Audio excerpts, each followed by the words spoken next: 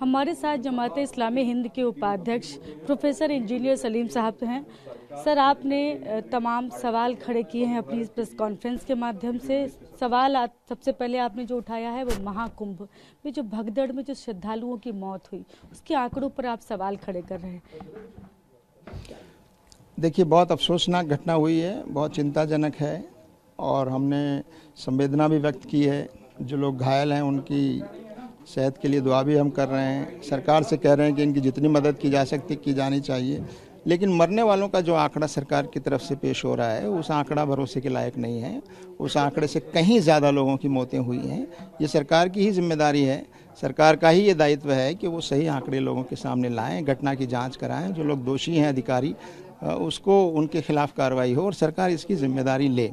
दूसरी बात हमने जो कही है वो ये कि इस कुंभ की भगदड़ के बाद जो घटना हालात पैदा हुए उसमें वहाँ प्रयागराज के मुसलमानों ने जिस तरह श्रद्धालुओं की सेवा की है, उनको बना दी है, उनकी व्यवस्था की है, वो हमारे देश की जो भाईचारे की संस्कृति है उसको मजबूत करने वाला एक बहुत बड़ी मिसाल है और इसको बहुत ज़्यादा इसकी अप्रिशिएट करने की ज़रूरत है। पहले से ही जाँच करा रही सरकार, उन्होंने कहा कि हम तो ये कह रहे हैं कि जांच निष्पक्ष होनी चाहिए। जांचें पहले भी होती रही हैं, लेकिन जांच पर लोगों का भरोसा भी होना चाहिए। ऐसी जांच होनी चाहिए जिससे वाकई ये चीज़ सामने आए, क्योंकि जो आंकड़े सरकार पेश कर रही है उन आंकड़ों पर लोगों को भरोसा नहीं है। तो जांच पर भरोसा होना चाहिए, ऐसी जांच हो।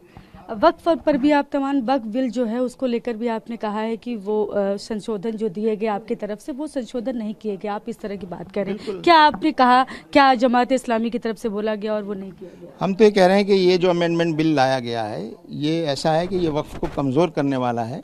इन अमेंडमेंट्स को वापस लिया जाना चाहिए। हम पूरी अमेंडमेंट्स को वापस लेने का हमने मुतालबा किया। क्या मतलब, क्या कुछ अमेंडमेंट्स को वापस लेने की बात, पूरी तरह से पूरी तरह वापस लिया जाए। जिस तरह किसानों के बिल को वापस लिया, इस बिल को भी वापस लें, क्योंकि किसान सहमत नहीं थे। इस वक्त मुसलमानों को बहुत नाराज़गी है और पूरे देश का मुसलमान इसके खिलाफ है। तो आप कैसे ऐसा बिल ला सकते हैं जो पूरे वक्फ के सिस्टम को ही डिस्टर्ब करने वाला हो।